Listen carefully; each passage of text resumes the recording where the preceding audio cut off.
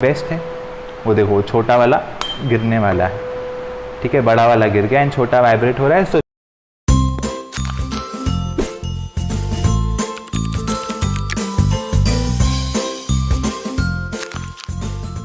हाय, सो आज हम करने जा रहे हैं सोनोमीटर सेकेंड लॉ।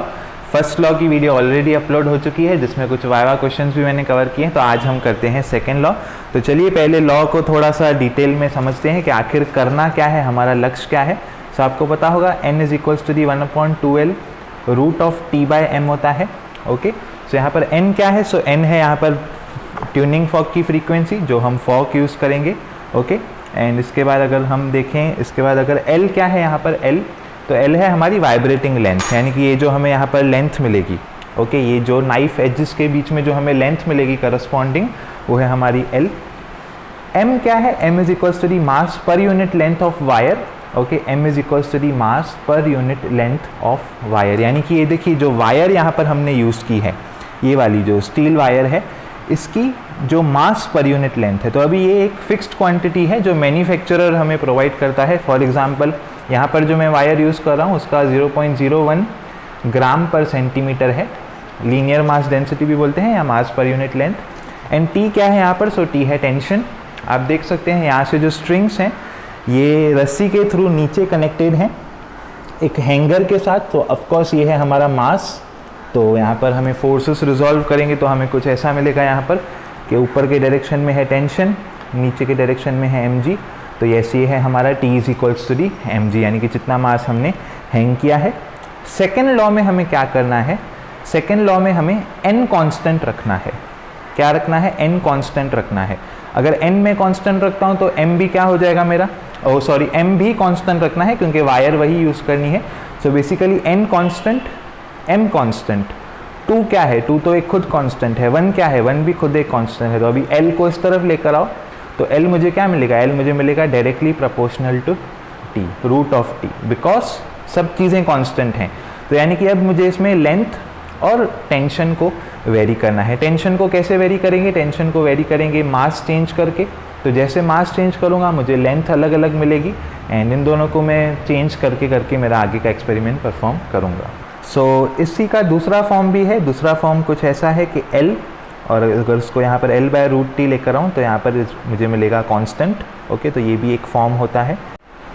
सो इसी का एक और वे भी है। अगर यहाँ पर मैं अभी रूट में कैलकुलेशन ईजी नहीं पड़ती है तो मैं इसको स्क्वायरिंग कर दूँ तो यहाँ मुझे का L square is directly proportional to T, and दोनों डायरेक्ट प्रोपोर्शन है तो एक कांस्टेंट आता है। तो अगर मैं T बाय L स्क्वायर लिख दूँ तो वो मुझे इक्वल आएगा किसी कांस्टेंट के। तो यही चीज़ हमने फर्स्ट लॉ में भी सिमिलर वे में की थी दूसरे टर्म्स के लिए।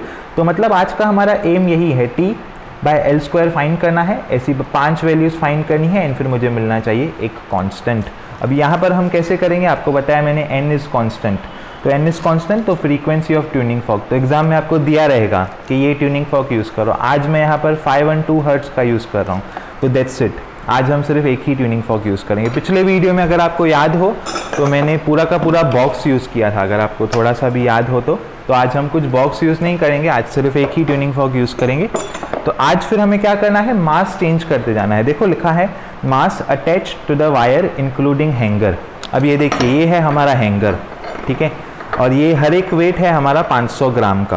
फाइन, कितना है? 500 ग्राम का। तो ये खुद है हैंगर, देखो हैंगर पे खुद लिखा हुआ है 500 ग्राम्स, ठीक है। सो ये 500 ग्राम, ये एक और, ये हो जाएगा 1 kg, 1500 ग्राम, 2000 ग्राम। तो ऐसे करके 4-5 रीडिंग हम ले सकते हैं। तो अभी हाल फिलहाल हमें स्टार्ट कहाँ से करना है? तो कुछ लोग कहते हैं कि सीधा हैंगर लगाओ और स्टार्ट करो, यानी कि 500 ग्राम से, बट उसमें क्या है थोड़ा एरर ज़्यादा आता है बिकॉज वो एयर के वजह से हिलता रहता है।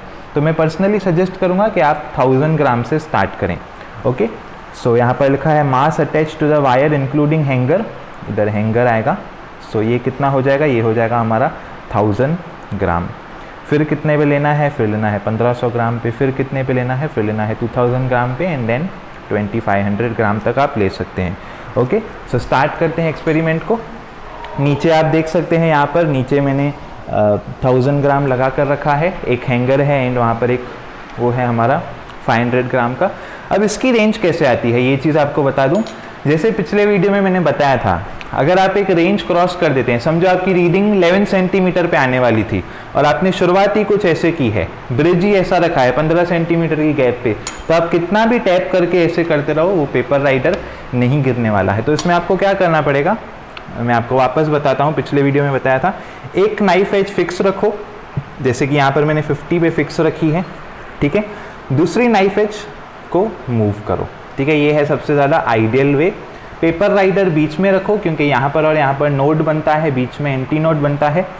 फर्दर मोर इस एक्सपेरिमेंट की जो रेंज है वो स्टार्ट होती है 10 सेंटीमीटर से। तो इनिशियली जो नाइफ एज आप रखेंगे वो रखेंगे 10 सेंटीमीटर से, याद रखना। पता चला पहले ही 20 सेंटीमीटर से स्टार्ट कर रहे हो, कभी भी आंसर नहीं आएगा। ओके, सो 5 and 2 का फॉक है।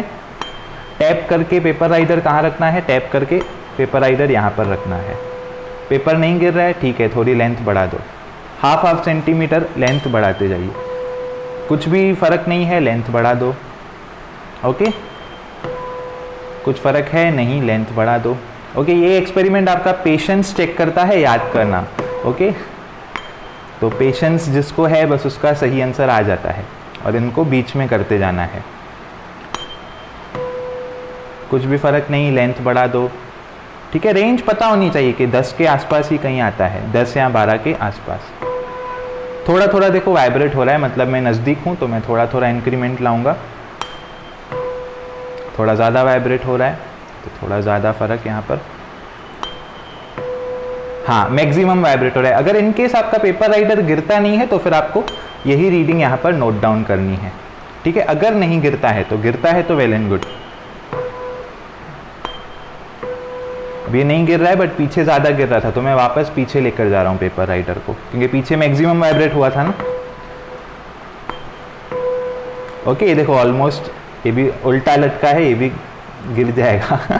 सो ये है हमारी फर्स्ट रीडिंग। ओके, सो ये जो रीडिंग है ये है 11.9 सेंटीमीटर, ठीक है। तो अभी यहाँ पर मेरा राइडर गिरा था बिकॉज, तो डायरेक्टली मैं मीन में लिख देता हूँ कि 11.9 सेंटीमीटर पे मेरा राइडर गिरा है। अब कितना वेट करना है, अब 1500 ग्राम, तो अभी एक 500 ग्राम का लेकर के स्लाइटली इसमें हम ऐड कर देंगे।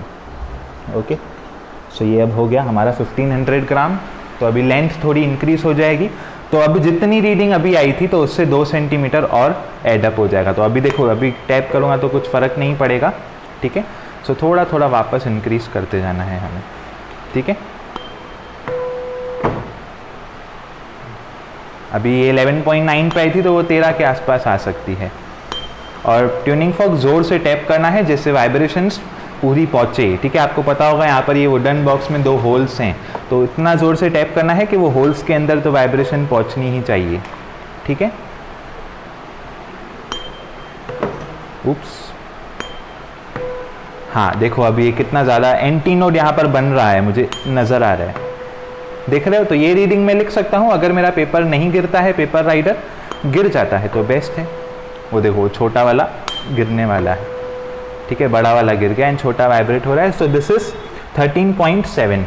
ओके, सो इस तरीके से देख लिया आपने, पहली रीडिंग 11.7 या 9 समथिंग आई थी और दूसरी रीडिंग 13.7 पे। तो इसी तरीके से आपको वेट एडअप करते जाना है एंड फर्दर रीडिंग्स लेते जानी है। +2 के रेंज में नेक्स्ट रीडिंग्स आपकी आ जाएंगी।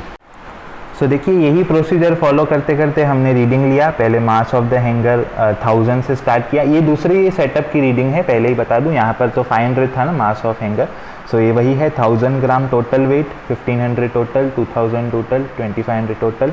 अब ये है डाइंस में कन्वर्ट करना है, सो मास इनटू ग्रेविटी, और ग्रेविटी 980 लेंगे तो सबको डाइंस में आएगा। ये कैलकुलेशन है, मैं आपको बाद में समझाऊंगा। ये हमको लेंथ मिली, इसका निकालना है स्क्वायर, और यहाँ पर t/L² निकालना है। तो देखो, पहली वैल्यू है 6400, दूसरी है 66, तीसरी है 68, चौथी है 75। तो यानी कि जो मैंने आपको बताया था, पिछले वीडियो में भी बताया था, आज भी बता रहा हूँ, t/L² is equals to the constant, ये होना चाहिए। बट एरर्स इतने ज़्यादा होते हैं कि हम उनको अवॉइड नहीं कर सकते हैं।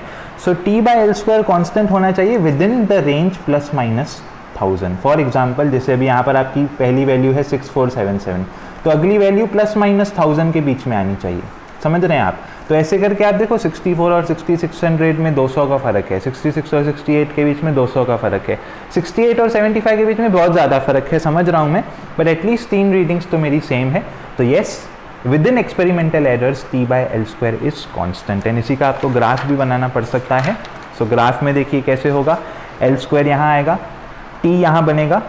ओके, सो आप देख सकते हैं ये एक स्ट्रेट लाइन आ रही है, यानी कि इसका मतलब स्ट्रेट लाइन का मतलब क्या होता है, स्ट्रेट लाइन का मतलब यही कि अगर T is equals to the K times L square करूँ तो ये आएगा स्ट्रेट लाइन। जैसे v is equals to the I R होता था, r कांस्टेंट होता था, यहाँ पर ये कांस्टेंट है, सो v बाय आई हमें ओम्स लॉ में स्ट्रेट लाइन मिलता था।